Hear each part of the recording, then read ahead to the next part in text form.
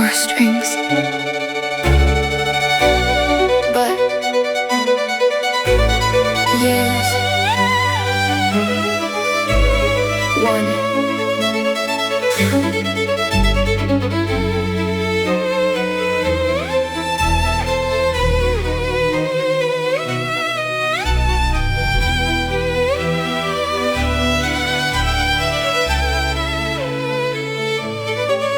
A violin carries 4 strings, the A, D, and G, and G sits lowest, darker underneath them all. In 1871, Wilhelm looked at this air and chose not 4 voices but 1 low string to carry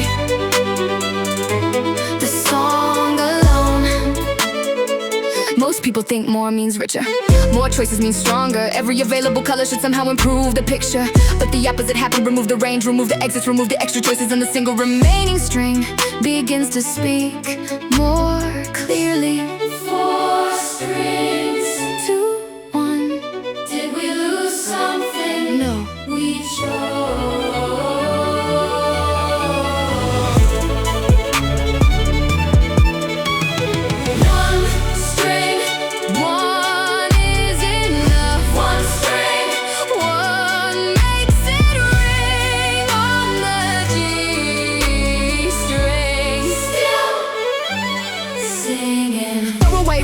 Throw away options, throw away alternate routes. Every removed possibility makes the one necessary direction sharper. 4 strings can create hesitation. 1 string removes the argument, leaving only 1 question. How much expression can fit inside this narrow road? A limitation becomes a frame. The frame creates the shape, and sometimes 1 black line says more than 100 colors scattered across a page. The 3 silent strings were never wasted. Every note they do not play becomes part of the decision that lets the remaining voice stand forward. Not enough.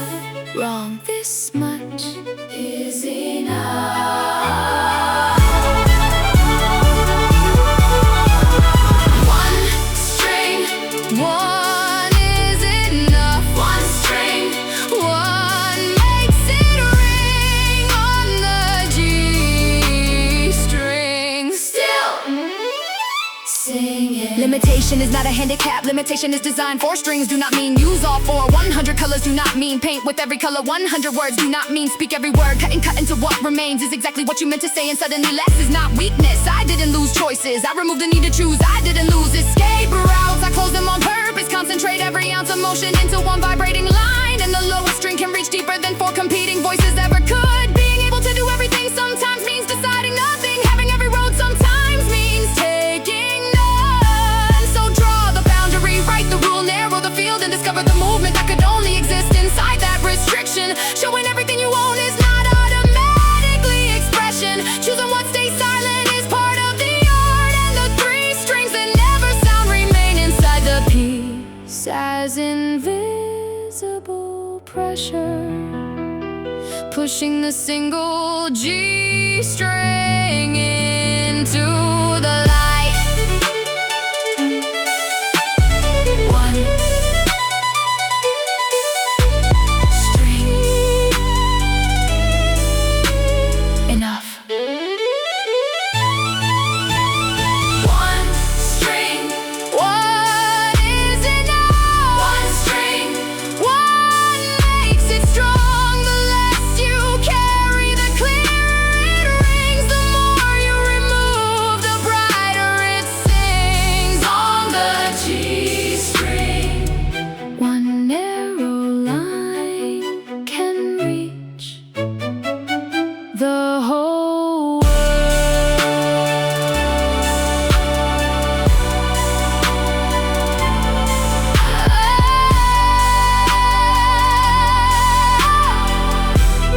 Less is not weak. Less is strong. Thank you forever.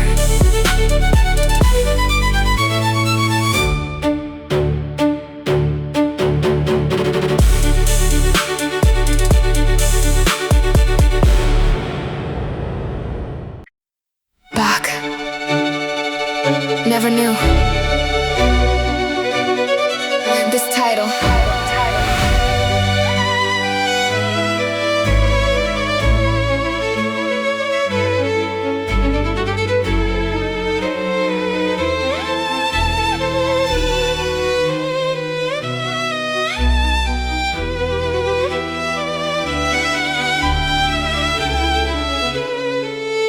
Yeah. The original name was simply Air, a movement inside Oxy Suite number 3. Born as a quiet piece without the famous nickname. Around 1730 in Leipzig when Bach wrote the music, the words G-string were nowhere in the title and nowhere in his intention. He simply wrote an elegant air, not a song named for one violin string, not a piece designed around a title waiting in the future.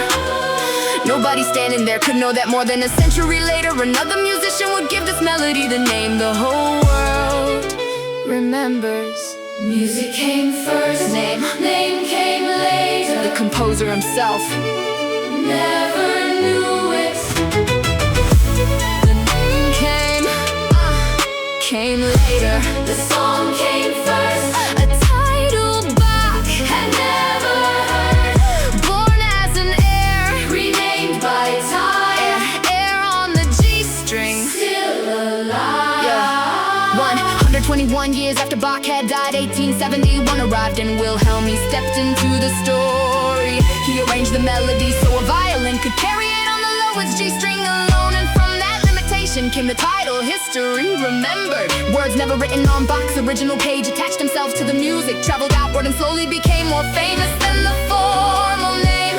Say only air and some may hesitate, say air on the G string and recognition arrives instantly. The nickname walking past the name it was born behind. A century late, a name appeared. Centuries later, still right here. The name came later, the song came first. The title Bach had never heard. Born as an air, renamed by time. Air on the G string, still alive. If Bach could stand here now and hear us tell him your air is known around the world as air on the G string, what expression would appear? Would he laugh and ask what G string? I never called it that or smile, because someone more than a century later still cared enough to carry the melody forward. A work keeps traveling after the hands that made it disappear. Somebody rearranges it, somebody renames it, somebody discovers it in another century, and the music gathers futures its composer could never have imagined, while the original notes continue underneath every new layer.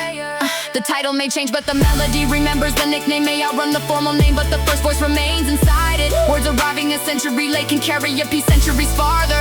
A name is not always only a label, sometimes it is evidence that somebody found the music again, evidence that somebody loved it again. And the title Bach never knew became another doorway through which the whole world keeps entering his air. Real name Air, stage name Air on the G string. The name came later, the song came first. The title Bach had never heard. A century late, the name arrived. 3 centuries on, the song survived. A hit Bach never knew by name, but every note still sounds like Bach. Real name Air, stage name Air on the G string. Thank you forever.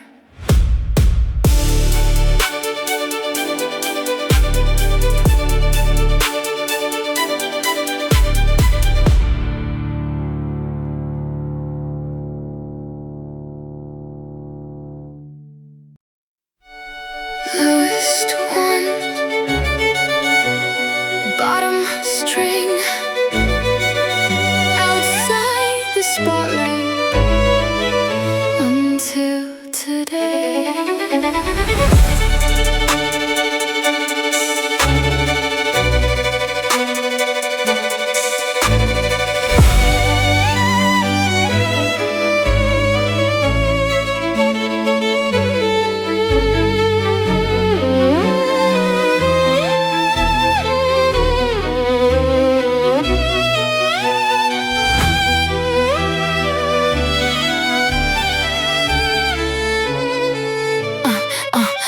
Among the 4 violin strings, the brilliant E string sits highest, carrying the bright solos and the sharpest flashes above the rest. Below A and D, the G string stays low, thick and quiet, holding weight underneath the music where almost nobody calls it the star. High notes fly across the room, low notes move through the chest, but nobody had decided that the deepest voice should stand in the center. The spotlight kept pointing upward while G stayed underneath, gathering depth without even knowing its turn would come.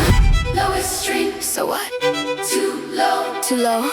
to rise. The lowest string flew the highest. The quietest string made the title.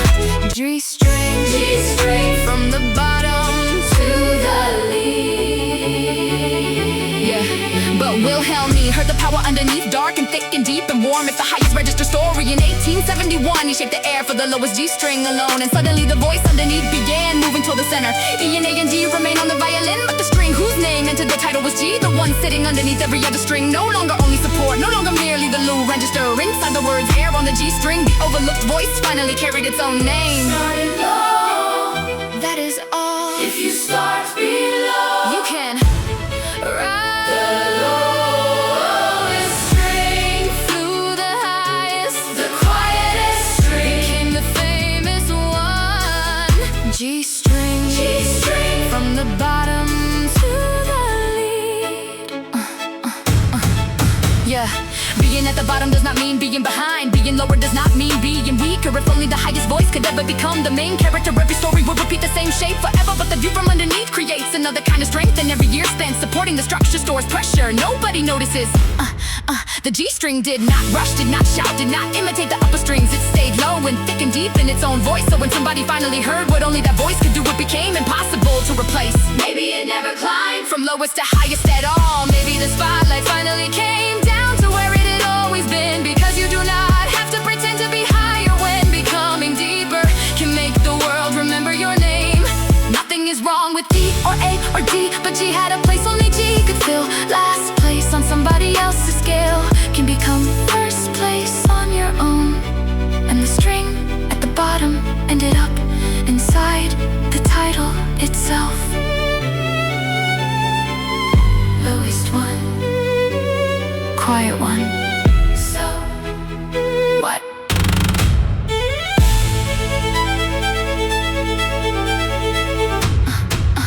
the lowest string, Flew the highest, the quietest string, became the famous one. G string, G string written in the title. From the bottom, to legend, from the bottom, to legend. bottom place, first place.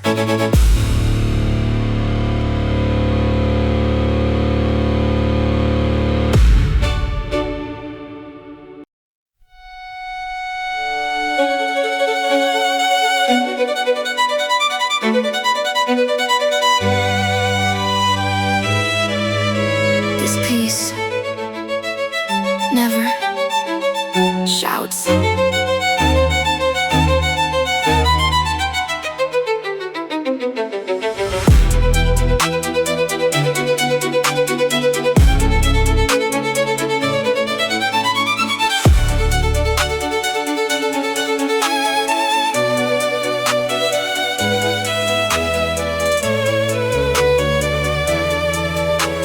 The world keeps fighting for volume, louder and brighter and bigger. Everybody acting like nothing can matter unless it forces every face to turn. Choruses explode, drops hit ceilings, lights and sound keep stacking higher. Every voice demanding, look at me, hear me, remember me now. But this air stays gentle from beginning to end. It never chases you, never startles you, never grabs your shoulders and forces attention. Still you cannot ignore it. The quieter the melody moves, the closer your ear begins to lean, until somehow your heart is listening before you decide to. Not loud, still heard, never shouting, still remember. Quiet, quiet winds, quiet whispers reach small in volume, huge inside.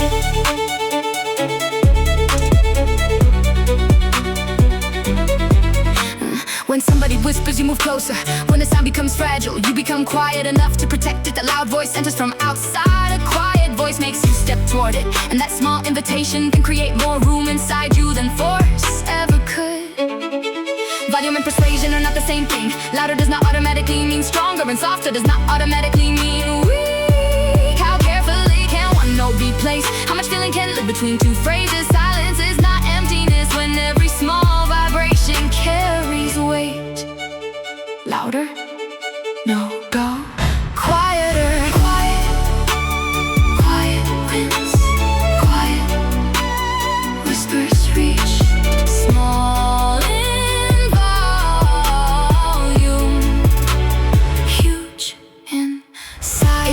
weddings, it plays in films, it plays in farewells and moments when somebody remembers a person too important for ordinary words. This quiet melody keeps appearing beside the largest moments of human life. Not because it shocks the room, not because it proves it can overpower anything, but because it knows how to stand beside a feeling without interrupting it, and somehow remain after everything else disappears.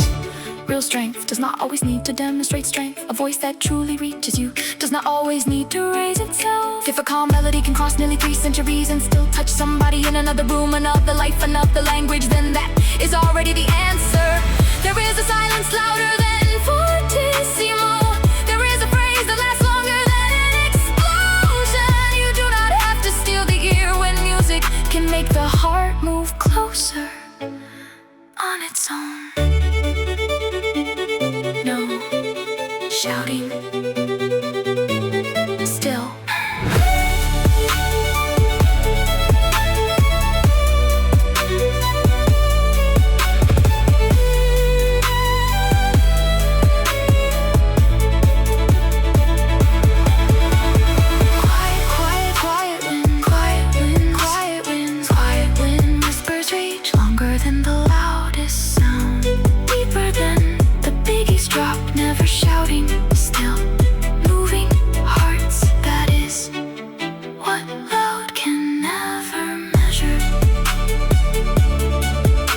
Shouting, still reaching us.